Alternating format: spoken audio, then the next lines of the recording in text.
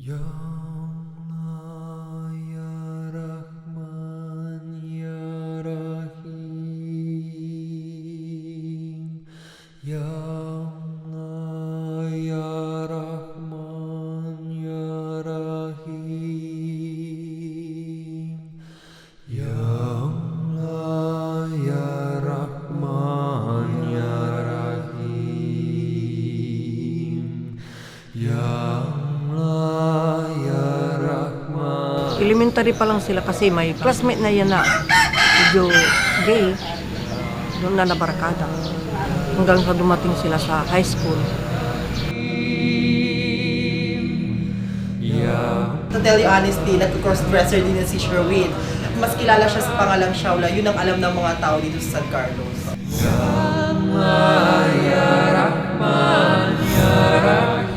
Si Shaula, bago ko siya nakilala noon is, katulad ko din siya. Sumasali siya sa mga beauty contest, nagmi-makeup artist din siya, choreographer din siya ng San Carlos. Kung ang nag-makeup sa kanya pag sumasali siya ng beauty contest.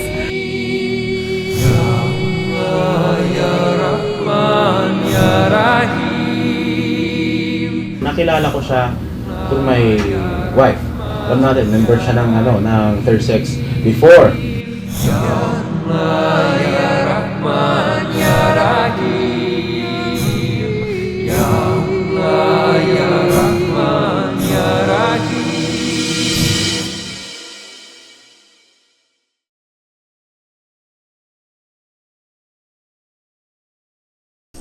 Naramdaman ko yung pagiging isang bading o binabae.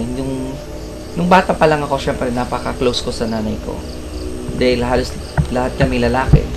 So, yung pagpapalaki sa akin is nandun yung lagi akong kasama ng nanay ko. Tinuturuan ako sa lahat ng gawain ng mga babae. At syempre nandun din yung mga impluensya ng mga kaibigan, nakikita mo sa TV, at saka yung nagiging malapit ka sa mga babae. So somehow nagkaroon ka ng tanong sa sarili mo, bakit kaya ako ganun? Somehow merong galit yung parents ko, pero hindi ko rin naramdaman yung pagmamaltrato o hindi kagaya ng iba na hindi sila tanggap ng kanilang mga magulang. Pero naramdaman ko din kahit paano yung pagmamahal ng magulang ko dahil naging mabuti akong anak sa kanila at hindi ako gumawa ng bagay na ikakahiya ng pamilya ko na kahit ganito ako, pwede nila akong ipagmalaki. Si Ibrahim, wala naman akong problema sa kanya eh. Mabait yan mula nung bata pa yan. Siya matino siya kasing tao eh. Hindi siya gagawa ng yung madadamay sa pamilya sa kahihiyan. Dami niyang pinasukan na trabaho kasi ang hirap ng buhay namin. Maasikaso sa bahay, maalalahanin, matulungin. Talagang ano sa kapatid niya eh. Hindi niya pababayaan. Paliguan niya, bihisan niya, bigyan niya ng pagkain, ganun yan. Katuwang ko yan, lalo na pag may pupuntahan akong importante. Pagdating mo, wala na. Malinis na lahat yan. Napakaswerte ko masasabi ko dahil tanggap ako ng pamilya ko kung ano ko noon. But somehow, mahirap dahil meron kang isang bagay na hinahanap na kahit kailan parang kulang lagi sa sarili mo. Kagaya na lang ng pagmamahal, ng atensyon. So, yun hinahanap mo yun sa ibang tao. Siguro masasabi ko rin yung pagmamahal kasi ng magulang sa anak. May mga bagay na nahanap mo sa iba. Siguro, kaya dumating din ako sa point na nagkaroon ako ng mga karelasyon. Yung mga nakarelasyon ko naman, hindi siya nagtatagal. Dahil naramdaman ko din na parang iba kung anong intensyon ng mga lalaki. Kapag sinabi mo kasing bading, madalas yan maririnig mo, pera lang yung habol nila. Or inuman, o kumbaga material lang na bagay. So parang sabi ko sa sarili ko, parang ang hirap-hirap magmahal. Bakit ganun? Parang ang hirap ng maghanap ng tao magmamahal sa iyo. So at some point parang masaya, magulo na mahirap yung buhay ng isang bading na nakakapagod siya. Nakakapagod na kahit anong gawin mo, parang bakit parang kulang pa rin. Iniisip mo na gusto mo din ng may nagmamahal sa iyo. Gusto mo din na maramdaman na mayroon kang minamahal. Ngunit sa pagkakataon yun, hindi sa babae. Naging mas malakas o mataas yung desire mo sa katulad mo. So, syempre, nagkaroon din ako ng mga relasyon. Actually, nakilala ko si Sherwin way back 2004. Sa mga pageants din eh. Kasi palagi din siyang nag-organize ng mga beauty pageants. Siya ang official choreographer ng Miss San Carlos. Pala pag may mga ayos ako ng kasal noon, sinasama ko siya, parang pinaka additional income din niya, pinagme-makeup ko siya, naging makeup artist din siya at the same time. Ano din siya, nagmamanage din siya ng mga talents, ng mga beauty contestants, beauty candidates. And then, ayun, gumagawa kami ng mga costumes dati. Siya ang nagtitrain ng mga candidates ko. Palagi kami magkasama pag may mga rampahan. Kasi siya ang kuminsan mag-i-MC, siya ang magkakabit ng SAS, hanggang sa hinikayat nila na sumali na rin. Palagi naman yan nanalo. Ang dami niyang SAS. Hindi lang siguro 30 na pieces. First runner-up, second runner-up, nag-champion, nag-Miss Gay. Noon, nanonood lang ako ng mga contest na mga Miss Gay. Pero hindi ko sukat akalain at kahit sa panaginip ko na hindi ko sinabi na sasali ako sa competition o ganun mga contest. But then, dumaan ako sa isang, sabihin na lang natin na trip lang namin ng mga kaibigan ko na sumali ako. So, yung buhok ko maiksit. So, binigyan lang ako ng mga bulaklak sa ulo ko. Tapos, nung na-makeupan na ako, syempre, feeling mo maganda ka. So, nung na-makeupan naman ako, nag-transform naman yung itsura ko. And during that time na sumali ako, iba yung pakiramdam. Ang saya-saya mo kasi pakiramdam mo nga, ang ganda-ganda mo, and na-appreciate ka ng mga tao. And I was happy dahil napalad naman ako na nanalo ng second runner-up. Nakakuha din ng mga special awards. So, iba yung pakiramdam. Tinulungan ako ng mga hipag ko. Pinag-aral yung anak ko na babae. Nakapagtapos siya ng nursing. Sa awa ng Diyos, nakapasa ka agad sa board. Nakapag-abroad siya. Tapos tinulungan niya si Sherwin na makapag-abroad din. Humiram siya ng pera niya para makaalis. Kasi iniisip nila kasi ang buhay namin ang hirap, sobrang hirap. Sobrang talaga. Kung pipili lang, gusto ko talaga, nandito sila. Lahat sila. Para magkasama-sama na kami. Pero paano kami mabubuhay pag wala kami mapagkikitaan dito? Kaya nagpursige sila na umalis para kumita rin sila ng pera. Pinabayaan ko lang.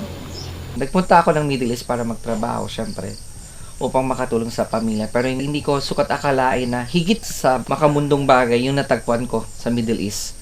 Alhamdulillah, isa ako sa mga nagabayan ng Allah nung nagpunta ako doon.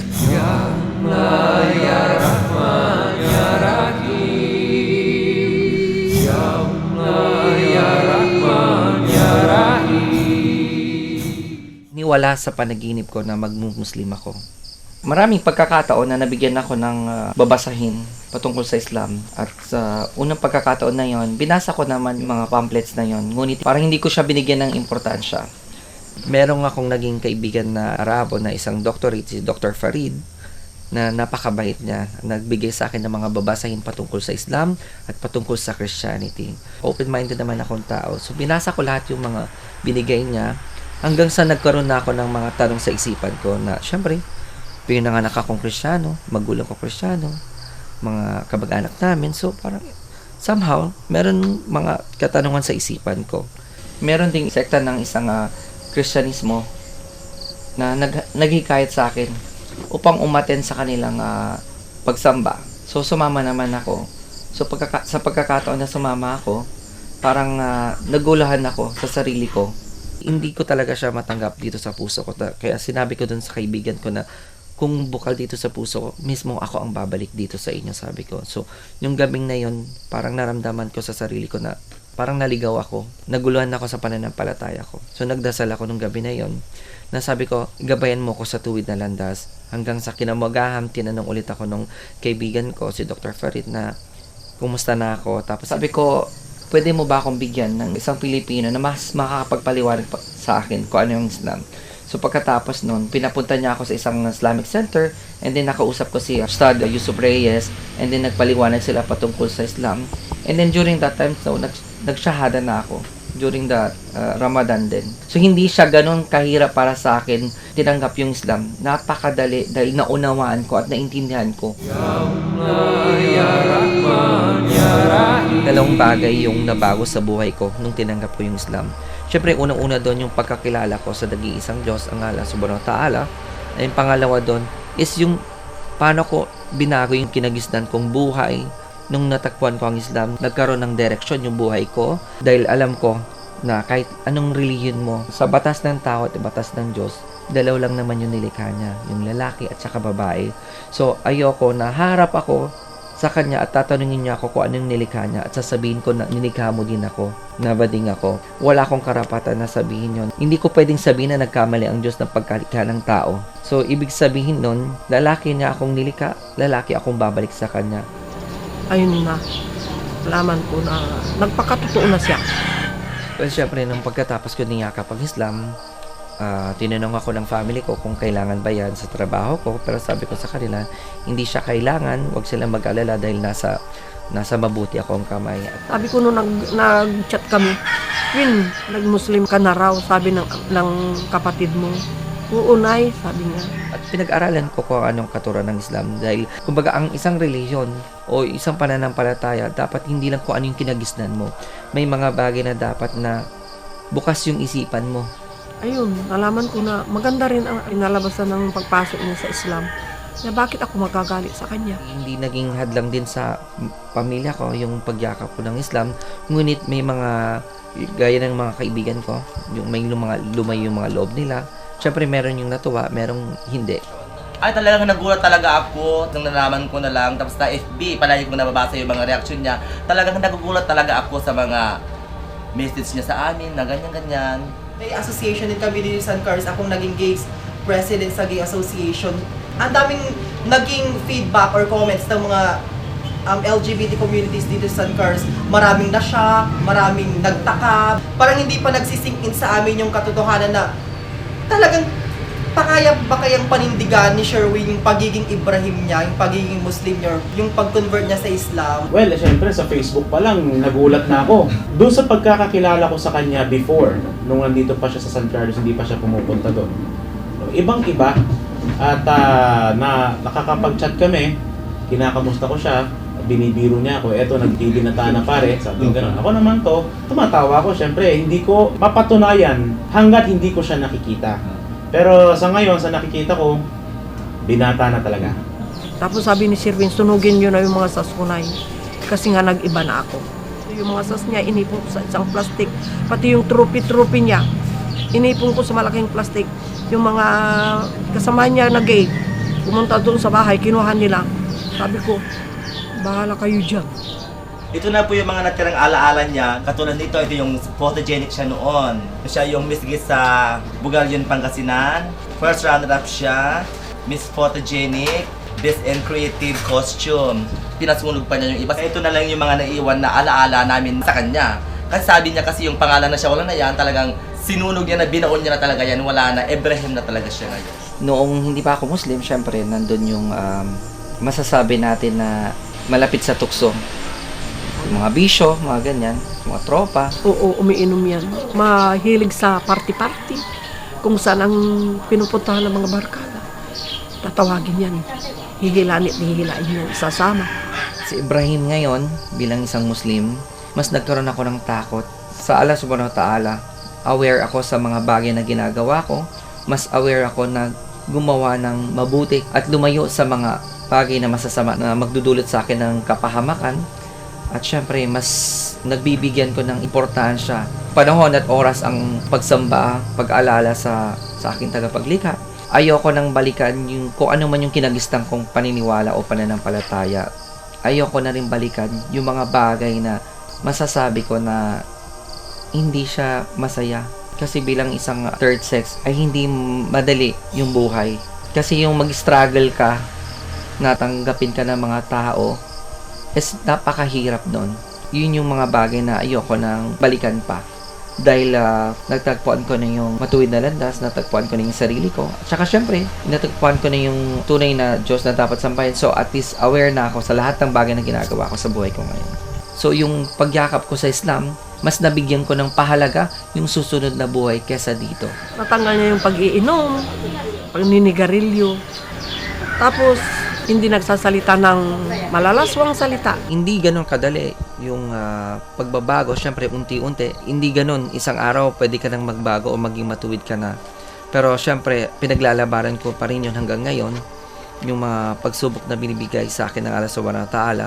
At laging humingi ako ng gabay sa Kanya.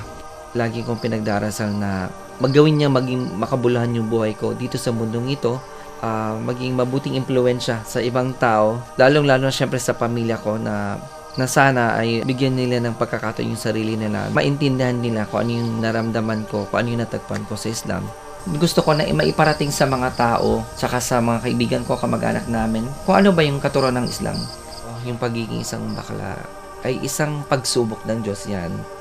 Pagsubok na kailangan mo siyang paglabanan, pagsubok na kailangan harapin mo siya. Nung umuwi ako dito sa amin sa Pangasinan, syempre nakita ko ulit yung mga kaibigan ko, ng mga kasama ko dati na sumasali ng mga beauty pageant.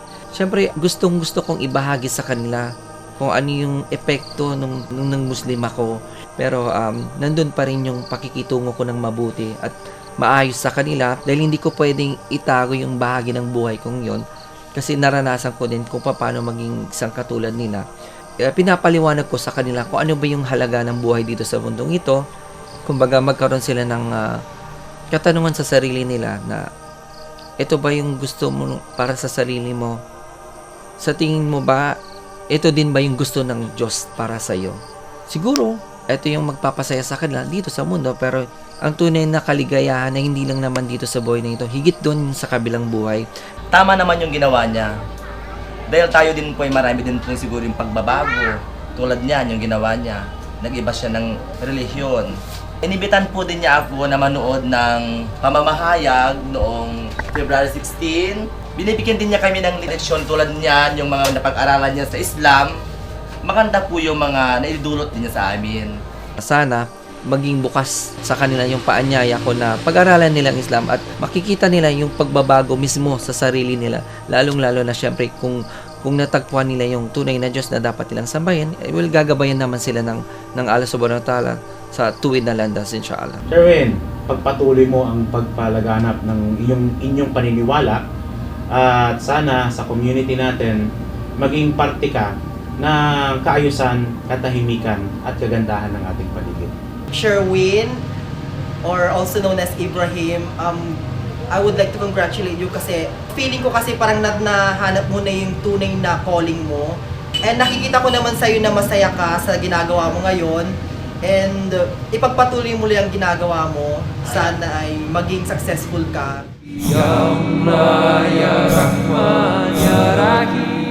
Bilang isang Muslim, inaanyayahan ko lahat ng mga tao na ano man ang kasarian nila, lalaki man sila o babae, or kung ano man yung kanilang estado sa buhay, na maging bukas ang kanilang mga puso't isipan na inshallah bigyan kayo ng gabay ng Allah Subhanahu wa Ta'ala tungo sa matuwid na landas.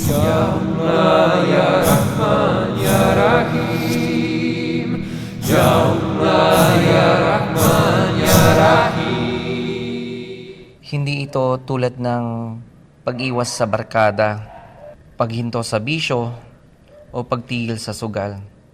Ako, buong pagkatao ko ang itinatama ko. Inshallah na maging matagumpay ako sa jihad kong ito. At ako si Ibrahim Pagdanganan, at ito ang aking kwento. Ya Allah, Ya Rahman, Ya Rahim.